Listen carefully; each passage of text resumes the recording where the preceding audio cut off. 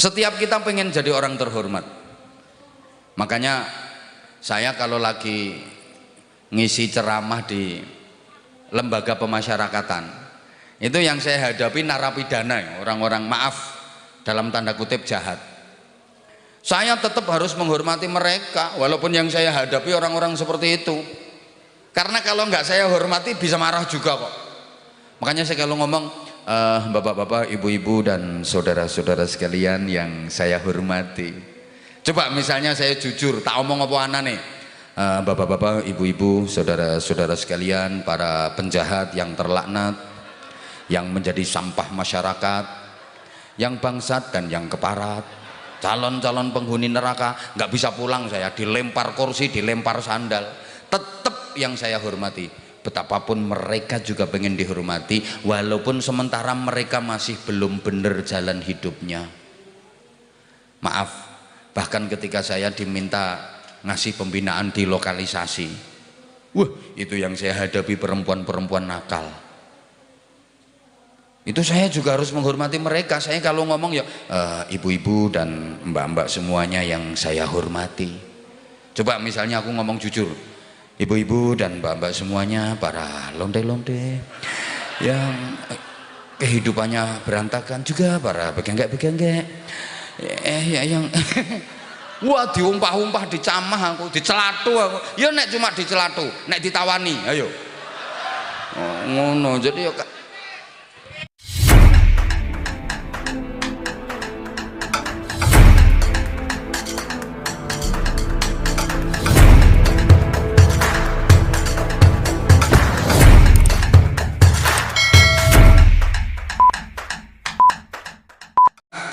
kalau Bapak Ibu Saudara kepingin bahagia, kuncinya adalah bahagiakan orang lain, bikin orang lain bahagia, maka hidupmu akan dibikin bahagia sama Allah. Jangan suka menyusahkan orang lain kalau hidupmu nggak ingin dibikin susah sama Allah. Allahumma sholli ala Muhammad. Nah sekarang kalau pengen bahagia, jangan berdiam diri, jangan berpangku tangan, harus usaha. Kenapa harus usaha supaya bisa bahagia? Apakah Allah nggak bisa bikin orang bahagia tanpa harus usaha? Jawabannya jelas bisa. Allah bisa bikin orang bahagia tanpa orang itu harus usaha. Tapi kita tetap diperintah usaha, tujuannya supaya bahagia kita makin sempurna. Usaha itu menyempurnakan kenikmatan, usaha itu menyempurnakan kebahagiaan. Manusia itu punya karakter yang cenderung suka menikmati hasil karyanya sendiri, lebih nikmat hasil karyanya sendiri daripada hasil karya orang lain. Aku ngerti kok karepe karyawan PT Hikari Teknologi Indonesia sing doprok di belakangnya kursi itu loh. Aku ngerti kok karepe ngene, wis gathik lapo-lapo, gathik kerja menenge tapi dadi wong sugih. Karepmu lak ngono sih. Ketara. Udah ndak usah kerja, diem terus bangun tidur bawah bantal tumpukan duit. Karepmu lak ngono sih. Loh, misale keturutan ngono temen gak enak, gak nikmat. Andaikan keinginanmu itu dipenuhi, udah ndak usah kerja, ndak usah ngapa-ngapain, diem bangun tidur bawah bantal itu tumpukan duit, udah ndak usah kerja, dapat duit banyak, ndak nikmat, ndak membahagiakan. Lebih nikmat, lebih membahagiakan itu kalau Bapak Ibu kerja keras dulu, petentengan, peras keringat, banting tulang, perengkosan, polae ndak karuan, terus dapat hasil, dapat duit, masya Allah, nikmat. nikmat gitu.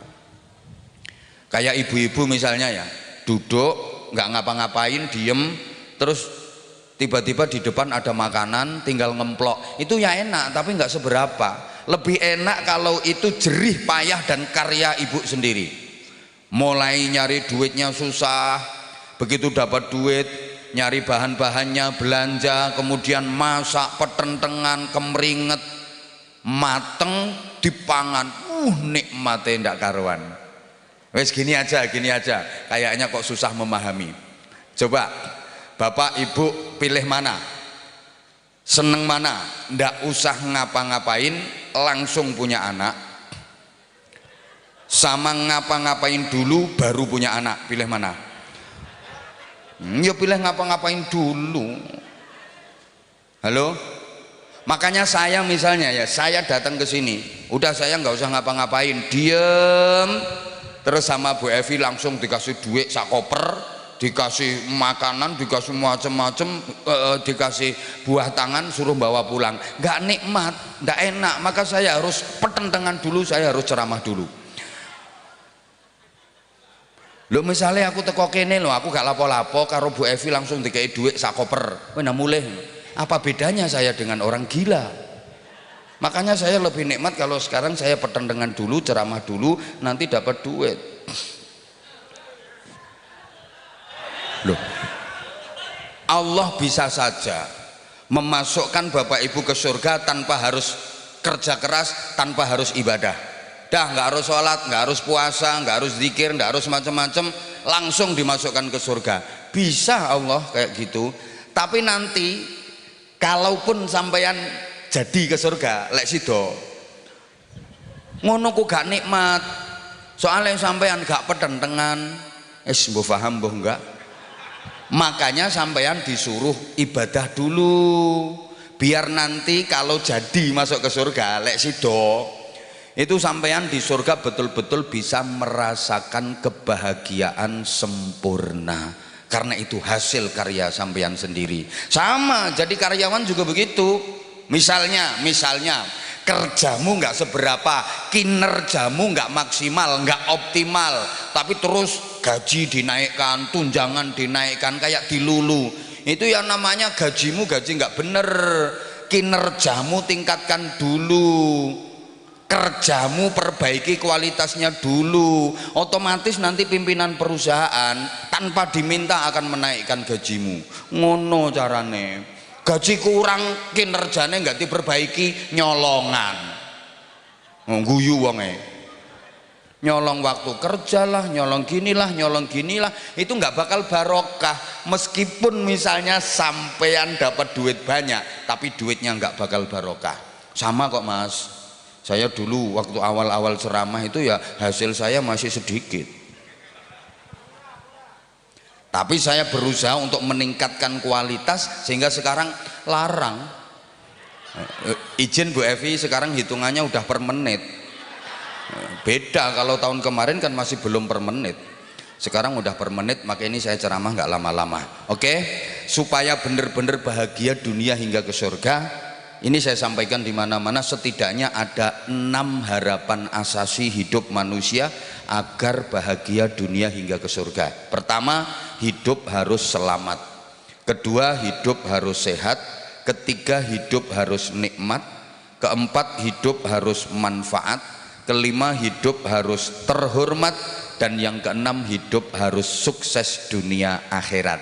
Coba perhatikan 6 harapan dengan kalimat yang akhirannya at semua. Ini nggak gampang loh bikin kata-kata kayak gini, makanya mahal. Selamat, sehat, nikmat, manfaat, terhormat, dan sukses dunia akhirat. Ini orang yang hidupnya barokah, yang bisa bahagia dunia sampai ke surga. Allahumma sholli ala Muhammad. Nah, sebenarnya dalam kehidupan sehari-hari ketika kita berinteraksi, kita sudah dikasih pelajaran berharga tentang 6 harapan asasi ini. Cuma kadang-kadang kitanya yang kurang peka, kita nggak bisa membaca. Pertama, hidup harus selamat. Siapa sih yang pengen celaka? Nggak ada. Semua pengen selamat. kapanpun, dimanapun, apapun aktivitas yang dilakukan, dalam situasi dan kondisi bagaimanapun, kita pengen selamat. Betul? Di rumah pengen selamat. Ayo nyaut. Di rumah pengen, di perjalanan pengen, di tempat kerja pengen, lagi tidur pengen. Lo tidur kalau nggak selamat, ngelindur, nggak bisa bangun, koit mati. Maaf, lagi makan juga pengen selamat. Coba makan kalau nggak selamat, iso kelek sak sendok-sendoke. Bahkan sorry, lagi ke toilet, BAB bahasa Inggrisnya the singing, itu juga pengen selamat. Dan nggak selamat pas ngeden brodol sak usus-usus. Maka setiap berjumpa dengan saudara seakidah, kita diperintahkan untuk saling mendoakan agar selamat dengan cara mengucap dan menjawab salam. Itu artinya kan saling mendoakan agar selamat. Setiap ketemu assalamualaikum, yang nggak jawab berarti nggak pengen selamat. Assalamualaikum, ini artinya kan saya mendoakan panjenengan semua agar selamat, Anda juga balas mendoakan saya agar selamat. Dan alhamdulillah ucapan selamat yang itu merupakan doa itu jadi tradisi dan budaya di masyarakat kita. Ini keren loh bangsa Indonesia.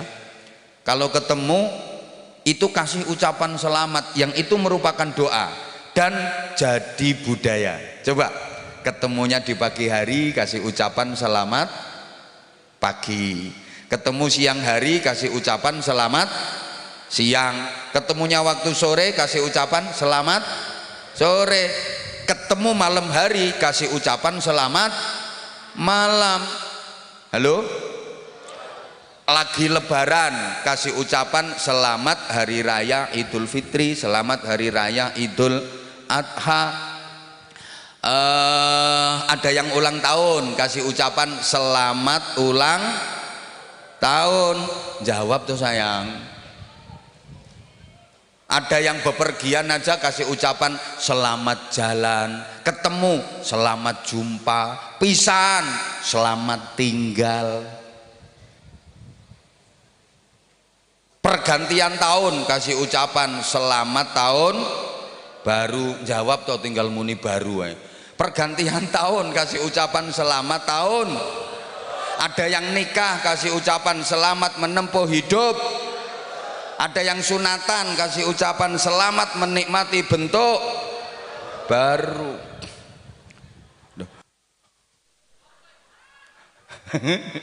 Wong Jawa iki lho punya anak laki-laki lho dijenakno selamat. Ya karena kepingin selamat. Sampai di bak-bak mobil gede itu belakangnya banyak yang dikasih tulisan utamakan selamat. Karena setiap kita pengen selamat. Tapi ternyata tidak mudah untuk mendapatkan hidup selamat. Mohon maaf, banyak pejabat yang tidak selamat. Ada loh, itu yang pejabat apalagi potonganmu. Yang pejabat tinggi aja kadang tidak selamat, yang di pundaknya udah bintang aja kadang tidak selamat. Banyak anak-anak kita dalam bergaulnya tidak selamat. Yang laki-laki kena narkoba, sekarang lagi marak judi online, ngeslot. Oh ya iku pojokan niku gaweane ngeslot iku. Niku lho senden kipas iku lho wonge. Itu berarti tidak selamat. Yang perempuan ada juga yang pergaulannya tidak selamat karena imbas pemilu, perkawinan hamil dahulu. Hati-hati, banyak pekerja yang tidak selamat. Maka kalau mau kerja jangan lupa berdoa, mohon keselamatan kepada Allah. Bahkan ada ustadz yang tidak selamat.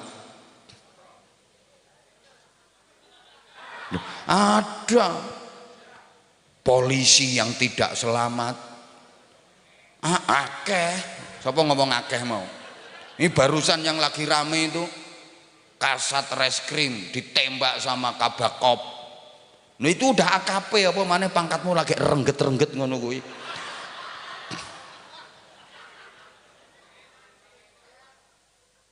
Halo? Oleh karena itu kita harus mengupayakan agar hidup kita selamat. Perbuatan kita harus perbuatan yang menyelamatkan. Ucapan kita harus ucapan yang menyelamatkan. Hati-hati dengan ucapan kita. Salamatul insan fi hifdzil lisan. Selamat tidak hanya manusia, tergantung bagaimana dia menjaga lesannya. Hati-hati, ini satu. Dua, hidup itu harus sehat. Mudah-mudahan semua yang hadir, terutama Bu Evi dan seluruh keluarganya, senantiasa dikaruniai sehat walafiat. Ketika berinteraksi, kita dikasih pelajaran. Biasanya ketemu setelah saling mengucapkan salam, terus yang ditanyakan pertama pasti kabar tentang kesehatan. Assalamualaikum. Waalaikumsalam. Gimana kabarnya? Sehat gitu. Yang ditanya jawabnya alhamdulillah sehat. Karena memang semua kita pengen sehat. Saya belum pernah dengar kok ada orang ketemu, Assalamualaikum. Waalaikumsalam. Gimana kabarnya? Kon gering ta? Nggak ada. Nggak ada. Mesti yang ditanyakan gimana kabarnya? Sehat. Yang ditanya jawabnya alhamdulillah sehat, walaupun dia lagi sakit ya, alhamdulillah sehat. Padahal raine lo tempelan koyok 4 iku jawabnya ya alhamdulillah dan spiritual. Understand? Gak ngerti ya wis nyauto yes ngono lho, urusane cek cepet weteng luwe iki nang mangan. Sehat itu meliputi 5 hal: fisik, psikis, sosial, kultural, dan spiritual. Understand? Yang paling sering diabaikan, nggak diperhatikan, itu spiritual. Kalau fisik, psikologi, sosial, kultural, ini biasanya diperhatikan. Tapi spiritual sering dilupakan. Padahal spiritual ini faktor terpenting penunjang kesehatan. Orang itu asal kebutuhan spiritualnya bisa terpenuhi dengan baik, dijamin sehat dan gak bakal sakit-sakitan. Sholatmu bener, zikirmu cukup, sodakohmu cukup, terus hubunganmu dengan saudara, dengan keluarga, dengan relasi, dengan teman-teman, dengan siapapun baik, dijamin gak bakal sakit-sakitan, dijamin sehat walafiat. Karena gini ya, orang sakit apapun itu kalau hatinya belum betul-betul disembuhkan, susah sembuhnya. Ini saya dibilangi ahli kesehatan. Penyakit apapun kalau hatinya belum disembuhkan dulu, sulit sembuhnya. Karena ternyata 75% penyakit itu sumbernya dari pikiran dan hati. Penyakit yang dari keturunan, dari makanan, penyakit karena faktor keturunan, karena makanan itu ternyata cuma 25%, 10 dan 15%. Yang paling banyak itu dari faktor pikiran, dari faktor hati. Orang kalau kebanyakan pikiran biasanya susah, sedih, sarafnya kaku, penyakit mudah masuk, terus sakit karena banyak pikiran. Makanya saya nggak pernah lihat orang gila kok batuk, itu saya nggak pernah lihat. Aku nggak tahu ngerti kok wong gendeng kok wahing watuk enggak. Sehat-sehat soalnya dia ini nggak mikir. Waktu Covid merajalela itu orang gila 0%, nggak ono sing terpapar Covid. Makanya sampean lek pengen sehat gendengo, dijamin sehat sampean. Allahumma sholli ala Muhammad. Allahumma sholli ala Muhammad. Nah, kalau pengen sehat juga harus diikhtiari. Secara umum penyakit itu ada 2, ada penyakit jasmani, ada penyakit rohani. Penyakit jasmani, penyakit zahir, itu semua penyakit yang bisa dideteksi secara medis. Itu penyakit zahir.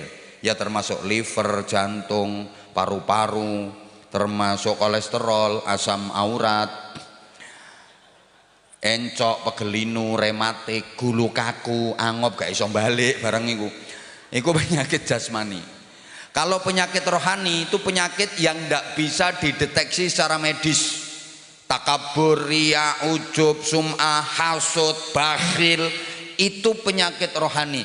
Dan penyebab orang dimasukkan neraka, disiksa di neraka, itu karena penyakit rohani. Nggak ada orang disiksa di neraka, dimasukkan neraka gara-gara penyakit jasmani, itu nggak ada. Mas, kok dimasukkan neraka, disiksa kayak gitu, kenapa mas? Ya ini gara-gara dulu waktu-waktu di dunia aku udunen biyen. Nggak ada, nggak ada. Jadi yang menyebabkan orang masuk dan disiksa di neraka itu karena penyakit rohani. Kenapa kamu disiksa di neraka? Karena aku kaya tapi bakhil. Mau meneng wonge. Kenapa kamu disiksa di neraka? Karena aku hasud, aku suka iri. Ada temanku karyawan yang naik jabatan, artinya gajinya dinaikkan karena kinerjanya bagus. Aku iri, aku marah, aku benci sama manajemen. Kenapa dia ditambah gajinya sementara aku yang kerjanya lebih lama, gajiku kok tetap aja. Dia baru tapi gajinya kok lebih tinggi, padahal dia kinerjanya lebih bagus. Iki ngrungokno tegak to iki wong-wong iki. Aku kudu nggahasai karyawan sing gablek-gablek iki. Halo?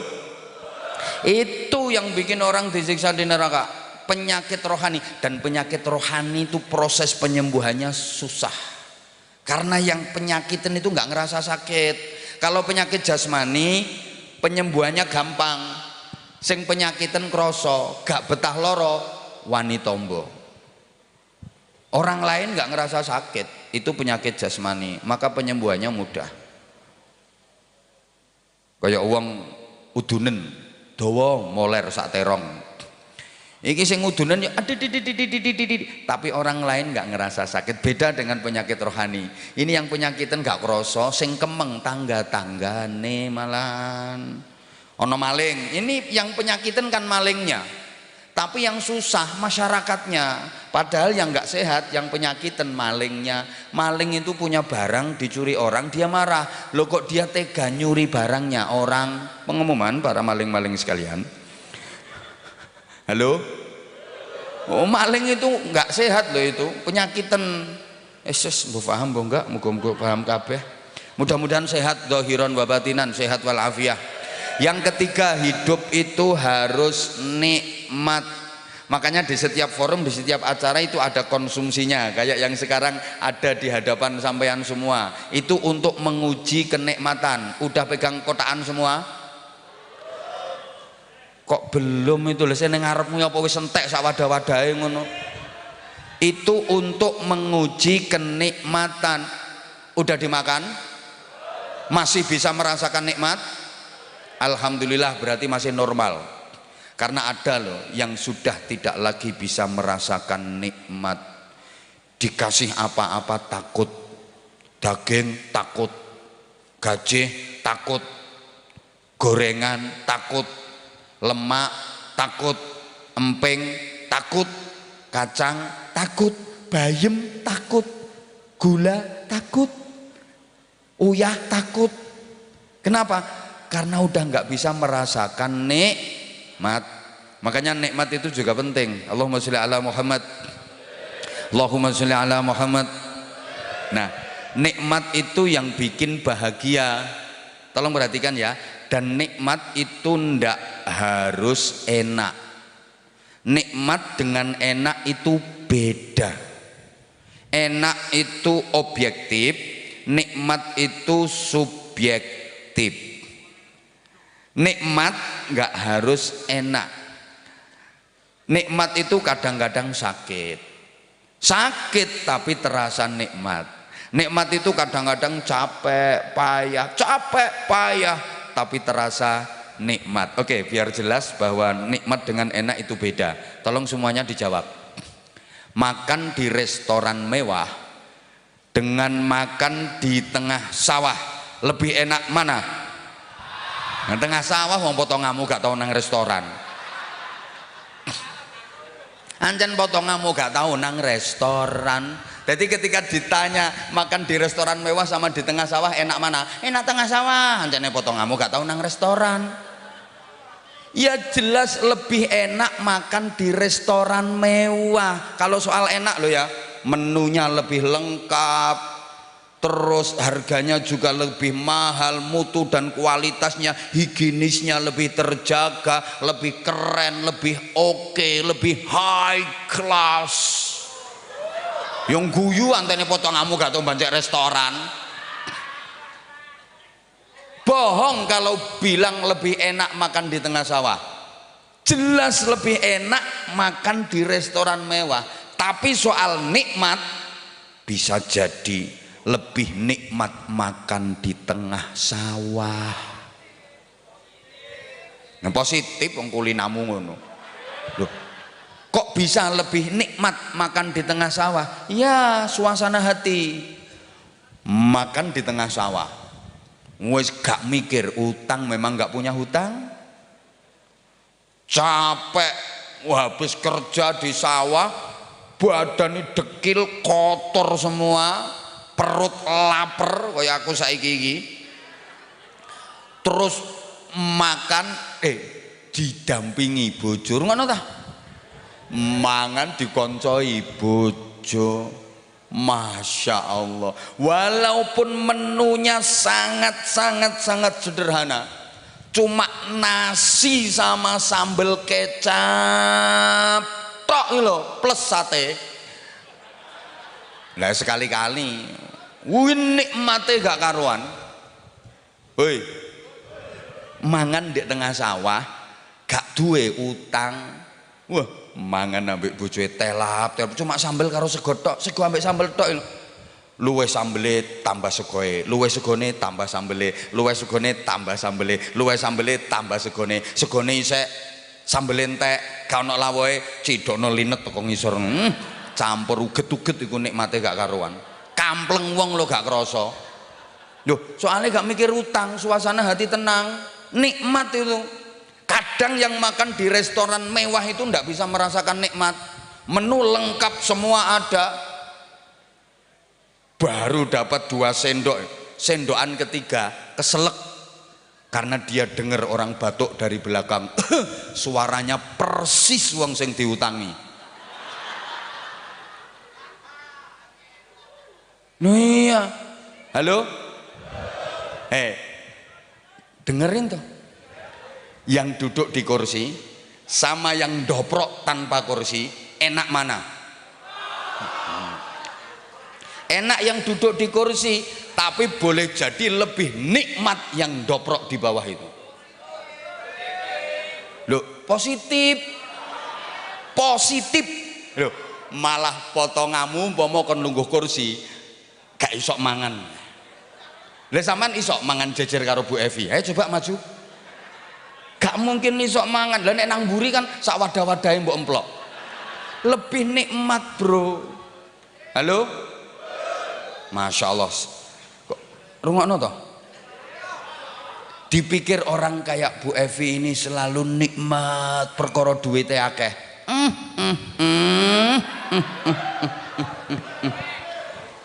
Utange yo akeh. Sek mikir karyawan sing model rewel mumet di rumah kamu.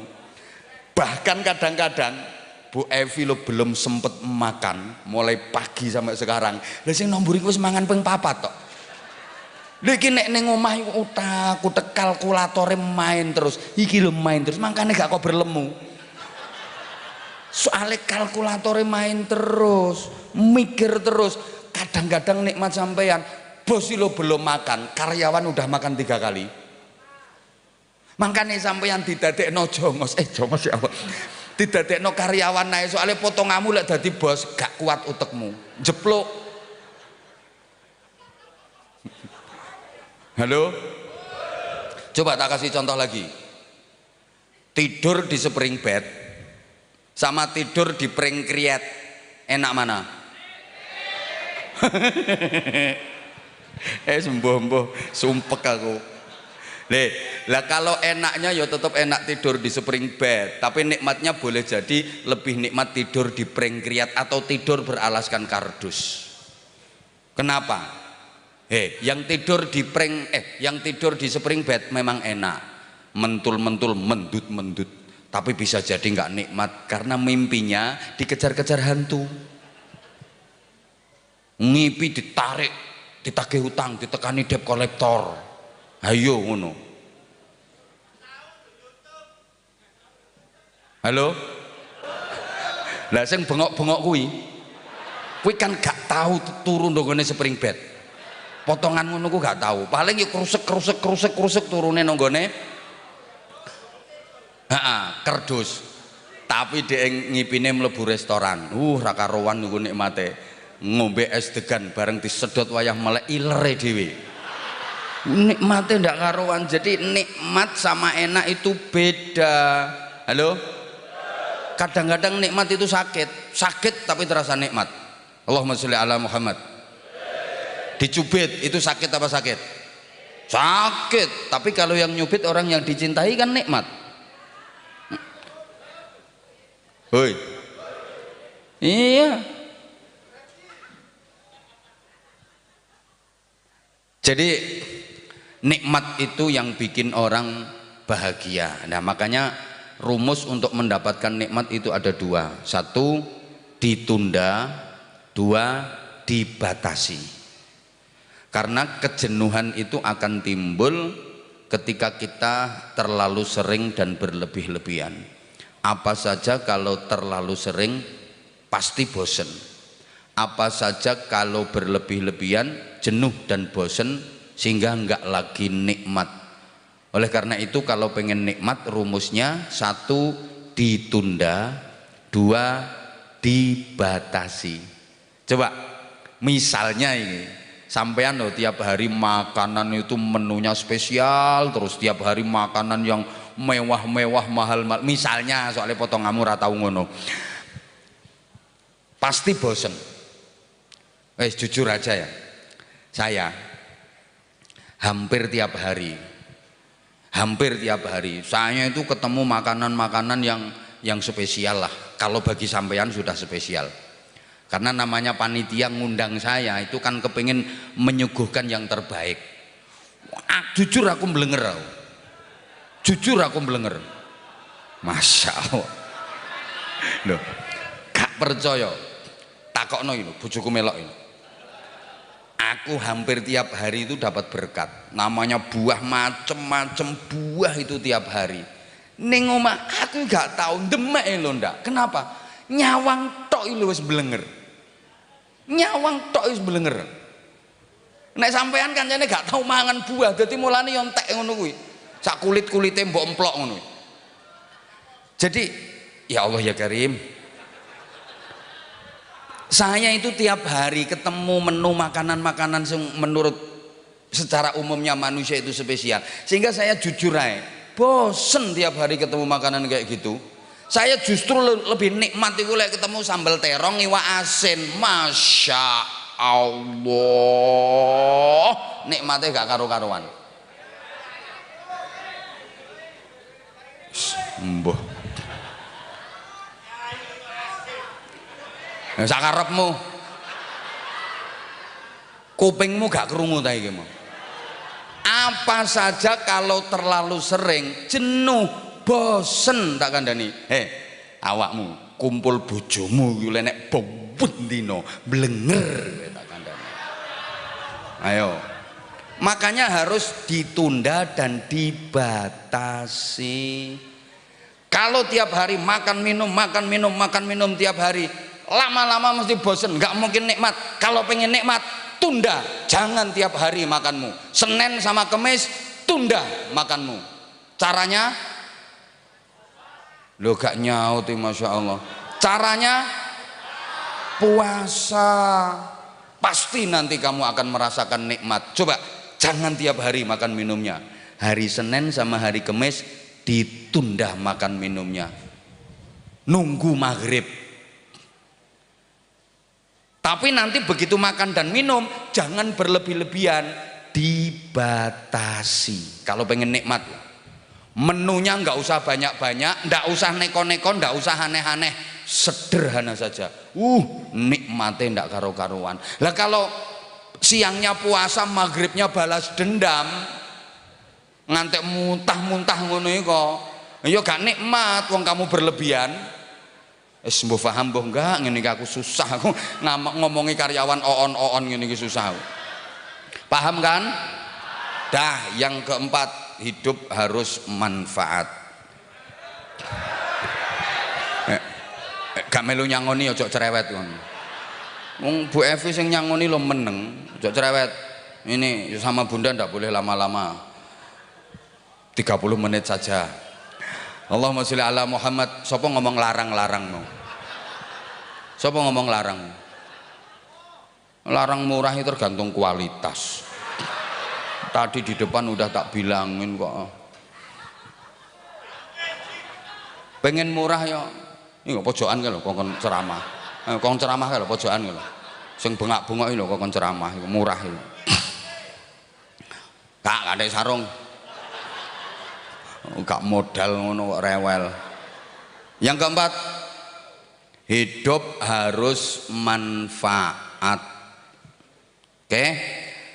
Sekecil apapun kita upayakan hidup kita manfaat. Para jamaah, untuk bisa manfaat itu nggak harus jadi orang besar, nggak harus kaya. Saman lek kepengen manfaat, ojo ngenteni soge. Yo nek sampeyan soge, wong potonganmu ki sampai mati melarat. Lho kowe ya bengok-bengok ngono iku wong melarat iku. Wong nek mental melarat yo ngono iku. Lek mental soge meneng dikono-ono. Mriki bengok-bengok jane mentalmu mental melarat. Lah sampean kepingin manfaat kok ngenteni soge. Ya gak manfaat wong potonganmu gak iso soge. Ayo coba. Kepingin manfaat nunggu jadi tokoh masyarakat misalnya, harus jadi orang yang punya kedudukan dulu misalnya. Ya ndak, manfaat itu sesuai ukuran. Lek wong cilik ya manfaatnya cilik, lek wong gede manfaatnya ya gede. Bu Evi kasih santunan misalnya 1000 anak yatim. Lo sampean yo gak iso ta? Iso, ukuranmu yo loro ae.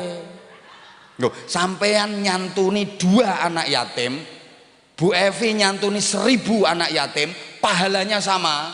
Soalnya ukuranmu loro ki wis ngoyo ukuranmu wisan. Ya weruh wong ketara wajahmu wajah melarat ngono. Paham? Paham? Loh, jadi keadilannya Allah di situ. Bu Evi nyantuni 1000 anak yatim, ini pahalanya sama kayak sampean nyantuni 2 anak yatim. Berarti sampean nyantuni 2 anak yatim pahalanya udah gede, seperti Bu Evi nyantuni 1000 anak yatim, karena kemampuanmu segitu. Lah sampean ngiri kok, ya pantas aja kalau Bu Evi yang nyantuni anak yatim. Aku kan nggak punya, aku kan miskin. Akhirnya sama sekali nggak mau nyantuni anak yatim, malah uripmu mek njagakno santunan wis tuwek njaluk disantuni. Gak dibuli ya apa ancen kelakuanmu ngono. Ngono kok uripmu pengen barokah, padahal sampean lek kepengin barokah, walaupun sampean posisine model wong melarat-melarat ngono iku ya.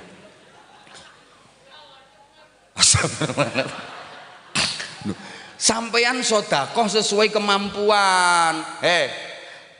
Metune sedekah ki sesuai ukuran rek. Lek wong sugih Bu Evi, metune sedekah kudu gede. Bu Evi misalnya nyumbang pesantren apa nyumbang masjid nang nilainya 1 juta, ya diguyu malaikat. Evi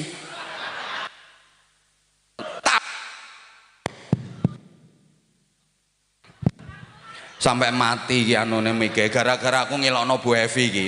Oh iki operatore tak gasaki pisan. Ya dilokne malaikat. Evi, duitmu lu ratusan miliar. Masa nyumbang masjid kok cuma 1 juta, diguyu malaikat. Nyangoni penceramah kok mek sakmono. Evi misale iku lak misale iku lak sing ngundang yuk karyawan. Kalau yang ngundang karyawan, oh nyangoni penceramah sakmono pantes wis urunan wisan ngoyo. Lho duwe perusahaan no. Alus apane ya kusro kok alus. Aku gak iso kon alus wis ngene iki kasar ngene iki. Izin Bu Evi, kalau pengen penceramah sing alus gayae ya ngundang bangsa alus sae. Ya demit kongkon ceramah. Kalau saya di mana-mana ya kasar kayak gini, nggak peduli yang ngundang ya tak roasting. Kapok nggak apa-apa, aku nyari perusahaan lain. Wis ngono ae. Halo.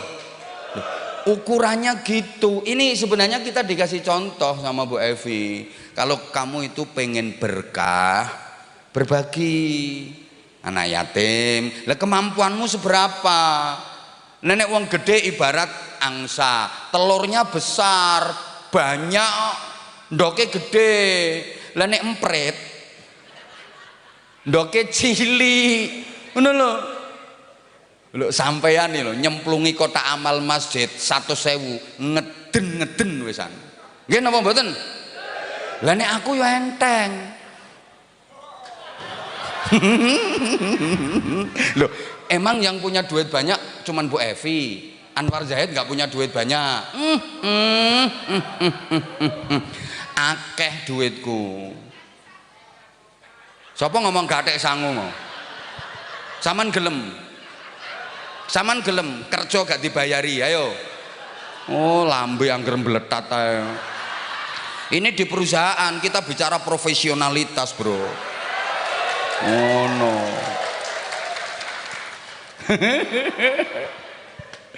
Loh ngono kuwi. Dadi kalau pengen manfaat nggak harus jadi orang besar. Nek sampeyan ki wong cilik, ukuranmu ki jentik. Cita-citamu jangan terlalu tinggi. Wong kamu kelingking kok. Kelingking jangan pengen ngangkat salon, jangan pengen ngangkat bangunan-bangunan yang besar, jangan pengen ngangkat beban-beban yang besar. Patah kelingkingmu. Lah wong jentik kok pengen ngangkat AC wi. Puklek. Halo. Lo berarti kelingking ini nggak ada manfaat? Ada, tapi bukan ngangkat AC, bukan hal-hal yang besar. Ada manfaatnya. Kalau kamu kelingking, le awakmu jentik, manfaatmu al upilu wacukil watu wasilet pitiu. Urusanmu iku gawe ngopel, gawe urek-urek kopeng, tetep ana manfaate. Paham? Wis ngono iku. Leh, manfaatmu di mana? Kamu kerja yang jujur, kamu kerja yang dinamis, kamu kerja yang disiplin, kamu kerja yang profesional. Di situ manfaatmu, di situ pahala terbesarmu. Wis mbah.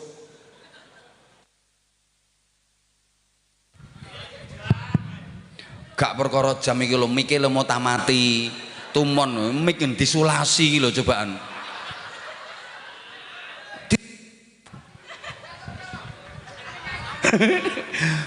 Mike lho disulasi kita kan ini, disulasi lho mau tamati. Udah. Jadi walaupun kecil manfaat. Kalau guru manfaatnya ya intisyarul ilmi, ngajar. Polisi manfaatnya kamtipmas, tentara manfaatnya pertahanan. Gitu loh. Pedagang manfaatnya ya dagang yang baik, yang jujur biar berkah. Kiai manfaatnya yang ngajar ngaji sama wiridan, ya Rahman ya Rahim ya Rahman ya Rahim, ya Sami'u ya Basir ya Sami'u ya Basir ya Sami'u ya Basir, ya Latif ya Latif ya Latif ya Latif. Lama-lama wiridannya ya Dana ya Dana ya Dana ya Dana ya Dana ya Dana ya Dana ya Dana Dana ya Dana ya Dana dan ya lagi bangun pesantren butuh duit kan, ya Dana ya Dana ya Dana ya Dana. Udah wiridan ya Dana, dananya nggak cair-cair, ganti ya Nasib ya Nasib ya Nasib ya Nasib itu. Jadi meskipun kecil asal manfaat ayo kita kerjakan. Misal sampean lagi jalan, ada paku, ada pecahan kaca, wah ini kalau ada orang lewat bisa mencelakakan, ambil singkirkan, itu manfaat. Ya wis barazan dongo selesai.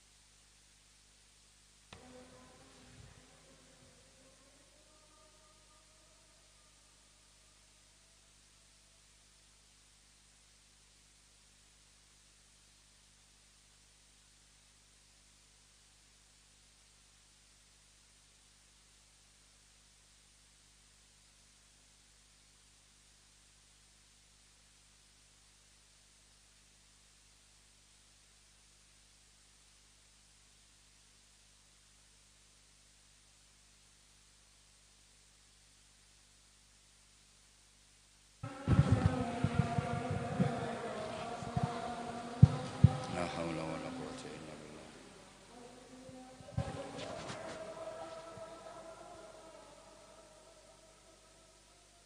La haula wala quwwata illa billah.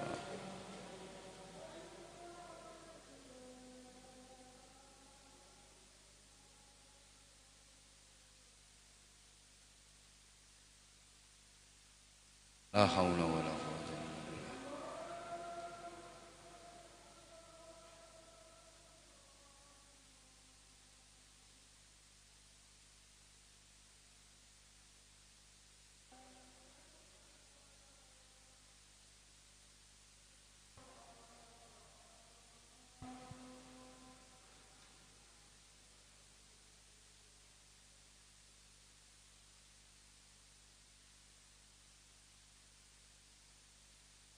Allahumma sholli ala Muhammad. Insyaallah nanti ada 7 orang yang beruntung akan mendapatkan hadiah dari Bu Evi. Enggak, aku sing ngetokno hadiah perusahaan. Nanti ada 7 orang yang beruntung sing senden AC kayak warap-warap ketoke kae. Ya, insyaallah nanti ada njaluk sarung ae ket mau. Aku izin rek wong Gresik iku sarunge apik-apik. Sarungku kan cap mangga. Tapi elegan, tapi keren, bisa kemana-mana kok sekarang. Rame sekarang Manggakor itu. Lihat itu di TikTok itu. Sekarang ratingnya Mangga nomor 1. Siapa dulu endorse-nya? Asik-asik itu. Apa kata-katai lo ono sing ngene. Ini kepala desa, saya kemarin waktu di Palembang. Kepala desa itu. Sarung mangga, sarungnya dibuka, nambah keluarga. Pokoknya lucu-lucu. Wes. Yang kelima, udah azan, udah selesai waktunya. Yang kelima, hidup harus terhormat. Setiap kita pengen terhormat, pengen dihormati, nggak ada orang yang pengen terhina, itu nggak ada. Makanya kalau ada forum-forum acara itu biasanya mulai MC, sambutan, sampai yang ceramah, para alim ulama yang saya hormati, para sesepuh yang saya hormati, bapak dan ibu semua yang saya hormati, karena setiap kita pengen dihormati. Sejelek-jeleknya orang itu kalau nggak dihormati marah. Seperti saya tadi nyebut miskin itu yang bener-bener miskin malah marahnya besar itu. Halo? Setiap kita pengen jadi orang terhormat. Makanya saya kalau lagi ngisi ceramah di lembaga pemasyarakatan, itu yang saya hadapi narapidana, orang-orang maaf dalam tanda kutip jahat. Saya tetap harus menghormati mereka walaupun yang saya hadapi orang-orang seperti itu, karena kalau nggak saya hormati bisa marah juga kok. Makanya saya kalau ngomong bapak-bapak, ibu-ibu dan saudara-saudara sekalian yang saya hormati, coba misalnya saya jujur tak omong apa anane, bapak-bapak, ibu-ibu, saudara-saudara sekalian, para penjahat yang terlaknat, yang menjadi sampah masyarakat, yang bangsat dan yang keparat, calon-calon penghuni neraka, nggak bisa pulang saya, dilempar kursi, dilempar sandal, tetap yang saya hormati. Betapapun mereka juga pengen dihormati, walaupun sementara mereka masih belum benar jalan hidupnya. Maaf, bahkan ketika saya diminta ngasih pembinaan di lokalisasi, itu yang saya hadapi perempuan-perempuan nakal. Itu saya juga harus menghormati mereka. Saya kalau ngomong ya ibu-ibu dan mbak-mbak semuanya yang saya hormati. Coba misalnya aku ngomong jujur, ibu-ibu dan mbak-mbak semuanya, para londe-londe yang kehidupannya berantakan juga, para begenggek-begenggek, yang wah diumpah-umpah, dicamah aku, dicelatu aku. Ya nek cuma dicelatu, nek ditawani, ayo. Ngono, jadi ya. Nah, kita harus terhormat jangan hanya di dunia, tapi terhormat pula di akhirat. Lah kalau terhormat cuma di dunia buat apa? Terhormat di dunia itu berapa lama sih? Rugi kalau hanya dihormati di dunia. Kita harus terhormat di dunia, terhormat pula di akhirat. Iya, nah, kalau terhormat iya, di dunia tok ya rugi. Berapa begitu lama selesai sih di dunia? Sorry. Misalnya ya, masih jadi pejabat. Mau naik mobil pintu dibuka semua orang hormat, anak buahnya hormat semua. Iya kalau dia masih punya jabatan, iya kalau masih belum purna. Begitu pensiun, selesai jabatannya, selesai pula kehormatannya. Ya waktu masih jabat semua orang ketemu pangkatnya tambah keple. Iya bapak, inggih ibu, begitu selesai jabatannya, sopo? Ya kalau masih jadi pejabat, mau naik mobil pintu dibuka nanti sandal digawakno, kacamata lho digawakno. Rumangsaku wonge tambah dukur pangkate tambah keple rumangsaku. Nggawa kacamata dhewe lho gak kuat. Berapa sih beratnya kacamata? Njaluk digawakno wong. Ayo coba. Begitu udah purna pensiun, sapa sing kate inggih ibu, inggih bapak, enggak ada wis, gak ono wong ngreken, gak ono wong hormati. Itu kalau cuma di dunia. Betul? Atau terhormat karena kekayaannya saja. Iya kalau kekayaannya masih ada. Kalau Allah menghendaki diwalik gerem yang jatuh bangkrut dadi kismin. Ya kismin itu sangi sore miskin. Selesai habis kekayaannya, habis pula kehormatannya. Udah nggak ada lagi orang yang menghormati. Itu kalau hanya terhormat di dunia. Allahumma sholli ala Muhammad. Mbok gak dirungokno. Lanjut. Kayak saya misalnya, sekarang jadi penceramah, terkenal. Loh, buktinya di HP kamu ada aku. Loh, gini-gini walaupun saya udah penceramah lama, tapi tetap FYP kok. Loh, nyatanya kamu tetap masih ngefans sama aku. Ya selama saya masih jadi penceramah, masih banyak undangan, datang, dijemput panitia, dikawal-kawal. Begitu saya selesai, wis gak jadi penceramah maneh.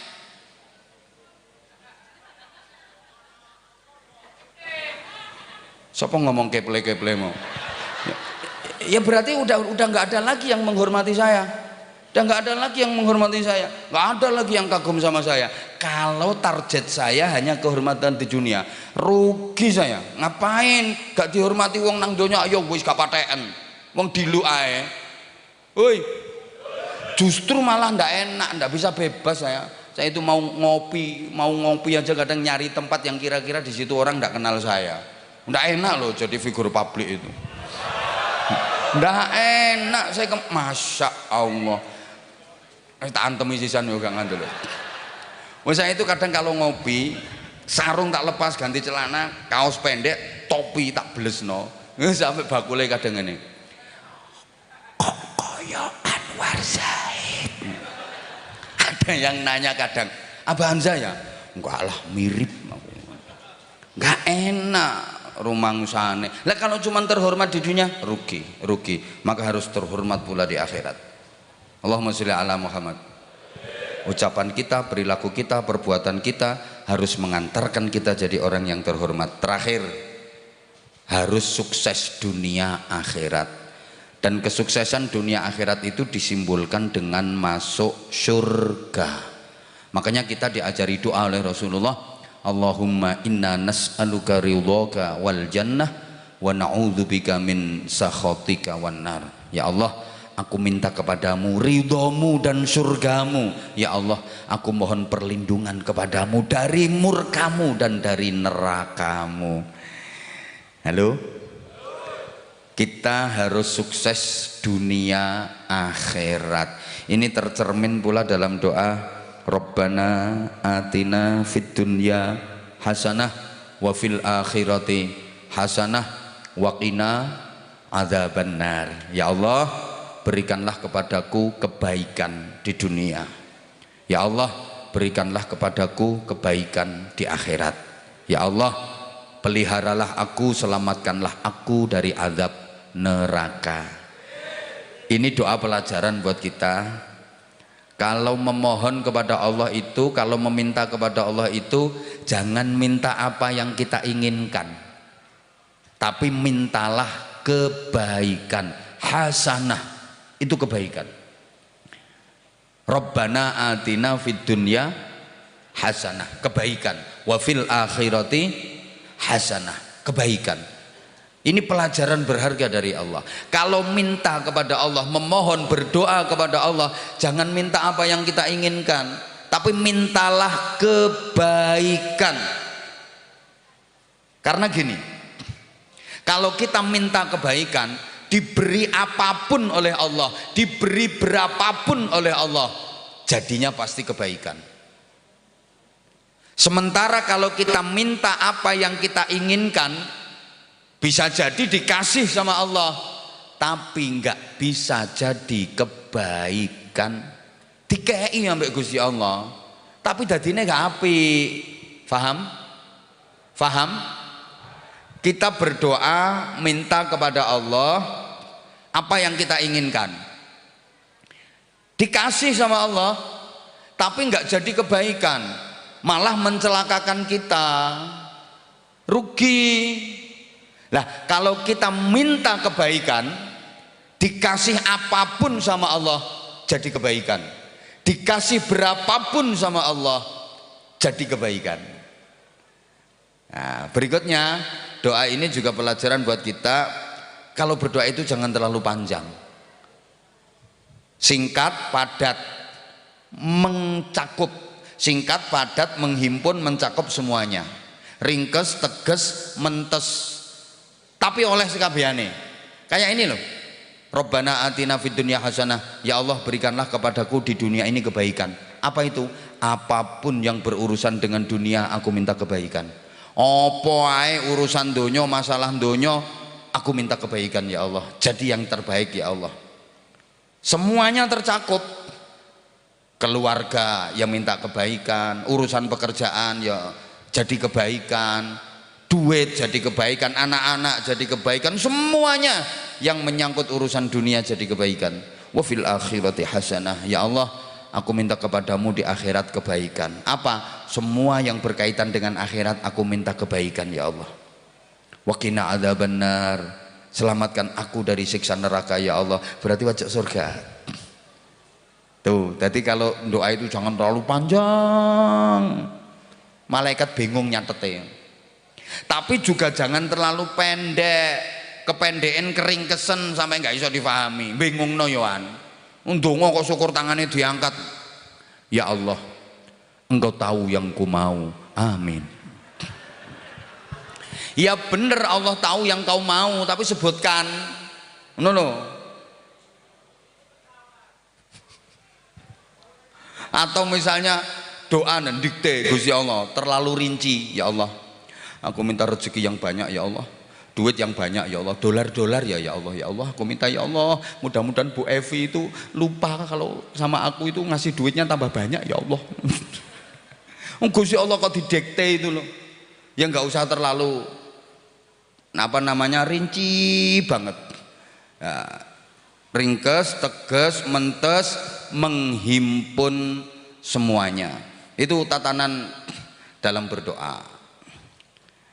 Ya udah, terakhir banget, mohon doa seluruh keluarga dari Bu Evi, suami beliau, putra putri beliau, keluarga besar beliau, semoga dikaruniai panjang umur, sehat walafiat, terus lancar usahanya, barokah umurnya, barokah rezekinya, sehingga lebih bisa memberi manfaat kepada sesama, lebih bermanfaat lagi kepada sesama.